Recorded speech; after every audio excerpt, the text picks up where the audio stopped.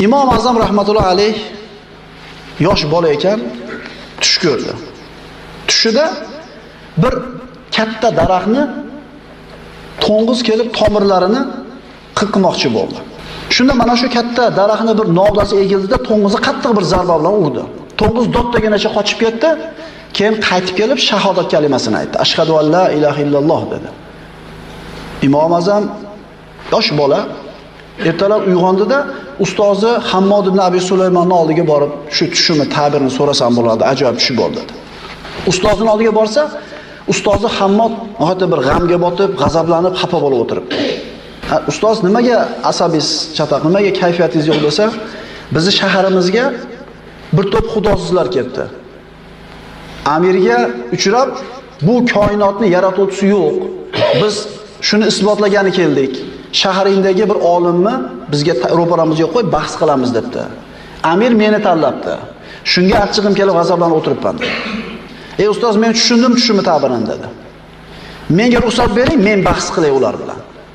Agar men yengilib qolsam, ha bu yosh bola edi-da endi, yosh bilan yengishding deyshadi. Agar yengib qo'ysam, ha bu shagirdi bilan gaplasha olmadinglar, ustoz bilan gaplashasizlarmi dedi. Ustozi Hammod rozi bo'ldi. Imom Azam ana shu xudosiz mulhidlarning ro'parasiga chiqdi. Va'da qilingan vaqt bo'ldi, kun bo'ldi, ro'parasiga turishdi. Ular Imom Azamga aytishdiki, sen bizni savollarimizga javob ber. Faqat oyat, hadis bilan javob berma. Aqlga to'g'ri keladigan narsalar bilan javob ber. Birinchi savol. Seni Robbing qaysi yilda tug'ilgan? Ikkinchi savol. Seni Robbing qaysi yilda paydo bo'lgan? Uchinchi savol. Robbingdan avval hech kim bo'lmaganini isbot qilib ber aql bilan. To'rtinchi savol. Robbingning zoti qanday? U tutun yoki bulutga o'xshagan gazsimonmi yoki suv kabi oqib turuvchimi? Robbingning makonini aytib ber. Qayerda? Beshinchi savol. Robbingning yuzi qaysi tarafga qaragan? Hozir qaysi tomonga qarab turibdi Robbing seni? Oltinchi savol. Agar ishlarning hammasi avvaldan taqdir qilib qo'yilgan bo'lsa, Robbing hozir nima bilan ovora bo'lyapti? Robbing nima bilan shug'ullanyapti? Avval ham yo hal qilib qo'yilgan bo'lsa. 7-savol. Nima kamaymasdan faqat ziyoda bo'ladi, ko'payadi? 8-savol. Sizlar musulmonlar aytasizlar, biz jannatga kiramiz, unda abadiy qolamiz, o'lmaymiz deysizlar. Bu qanday aqlga sig'adi? Boshlangan narsani albatta bir kun oxir bo'lishi kerak. 9-savoli. Agar Robbing bor bo'lsa, uni menga ko'rsat. 10-savoli. Shayton olovdan yaralgan. Qanday qilib olovdan yaralganini yana olov bilan azoblash mumkin? 11-savoli. Agar hamma ishlarni Alloh avvaldan taqdir qilib qo'ygan bo'lsa, nima uchun bandalardan shu ish sodir bo'lsa, gunohiga jazo, savobiga mukofot beradi? 11-savol. Robbing qaysi yilda tug'ilgan? Javob shu bo'lyaptiki, Alloh taolo tug'magan, tug'ilmagan, unga hech kim teng emas. Ikkinchi savol. Seni Robbing qaysi yilda paydo bo'lgan?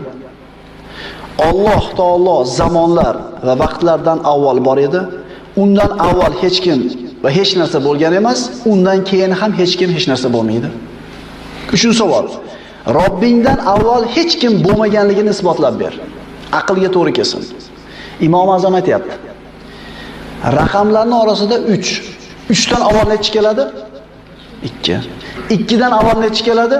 1. 1 dan avval nechi keladi dedi xudosizlar, 1 dan avval hech narsa yo'q dedi.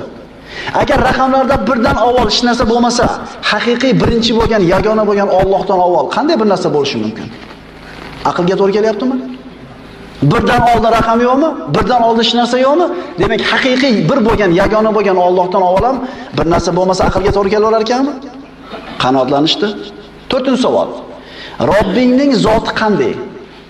U tutun yoki bulutga o'xshash gazsimonmi yoki suv kabi oqib turuvchimi? Robbingning makoni qayerda? Javob. Sizlar dedi Imom Azam haligi xudosizlarga bir odam o'layotganda yonida o'tirganmisizlar? Ha, o'tirganmiz. Harakatlanyotdi, to'xtab qoldi. Ha, to'xtab qoldi. Gapirayotdi, sukut qilib qoldi. Ha, sukut qilib qoldi. Nima yo'q bo'ldi unda dedi. Ha, ruh chiqib ketdi dedi. Ruhi chiqib ketayotganda uni oldida o'tirdinglarmi? Ular ha deyishdi. Endi sizlar menga aytib beringlar. Ruh qanaqa edi o'shada? Bulut yoki tutunga o'xshagan gaz simonmidi? Yoki suvga o'xshab oqib turadigan suyuqmidi yoki toshga o'xshab qattiqmidi? Nimaga o'xshardi? Ular sukut saqlashdi. Chunki ruhni sifatlab bera olmadi-yu. Borligini aqli qabul qilib turibdi-yu. Robbingni yuzi qaysi tarafga qaragan? 5-savol. Bu savollarga ikki xil javob bor dedi. Agar qorong'u xonani o'rtasiga shamni yoqib qo'ysanglar, yorug'i qaysi tomonga qarab yuradi? Dedi hali xudosizlar, hamma tomonga dedi. Robbim yuzi ham shunaqa dedi. Agar dedi, ikkinchi javobi, bir chiniga sut qo'ysalar, shu sutda tarkibida yog' bormi? Bor. Qayerda? Qayerda? Hamma yerda. Mana bu joyda belgilab bera olamizmi sutni? Mana tomonida turibdi yog' deymizmi? Indashamay qoldi. Javob bo'ldi. Agar 6-savoli ishlarning hammasi avvaldan taqdir qilib qo'yilgan bo'lsa, Robbing hozir nima bilan shug'ullanyapti, nima bilan ovora? U taqdir azalda yozib qo'yilgan narsa bo'ladi, boshqa narsa bo'lmaydi. Hamma ishlar dedi javobida. Javob shu bo'ldiki, hamma ishlar Robbimning qo'lida. O'zi boshlab, o'zi nihoyasiga yetkazadi. Xorni aziz qiladi, azizni xor qiladi. Faqirni boy qiladi, boyni faqir qiladi. Kasalni sog' qiladi, sog'ni kasal qiladi. Alloh taoloning qo'lida. 7-savol. Nima ozaymasdan faqat ko'payadi? Imom Azam kamaymasdan faqat ziyoda bo'ladigan narsa bu ilm.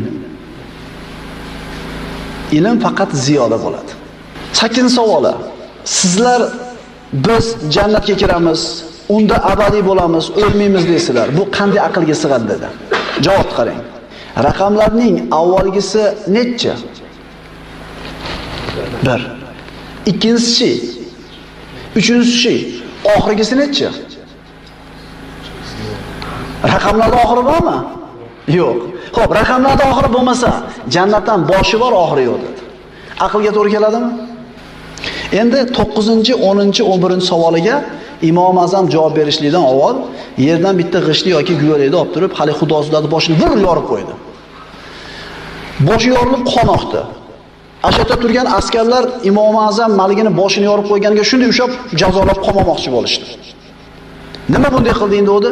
Mana shu ishimda 9-10, 11-savoliga javob bor dedi. Qanday qilib javob bor deganda aytdiki, agar Robbing bor bo'lsa, uni menga ko'rsat deyishdi.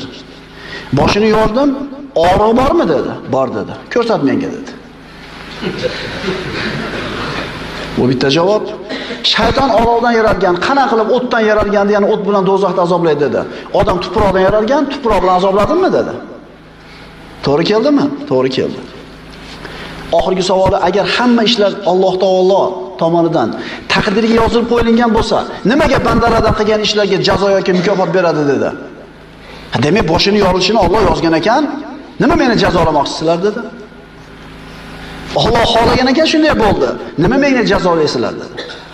Deganida haligi xudosizlar hamma savollariga aqliy dalillarni olganlaridan keyin hammalari shahodat kalimasini aytib musulmon bo'lishdi. Musulmon odamning aqidasi, e'tiqodi, dadasi musulmon bo'lganligi uchun musulmon bo'lish kerak emas. Endi hamma aytayapti-yu. Shunaqa shaklida, endi musulmoncha tug'ilib qolganligimiz uchun emas, e'tiqodda birovga taqlid qilinmaydi. Mana 11 ta savolga aqliy javoblarni berdi, oyat hadis keltirmasdan.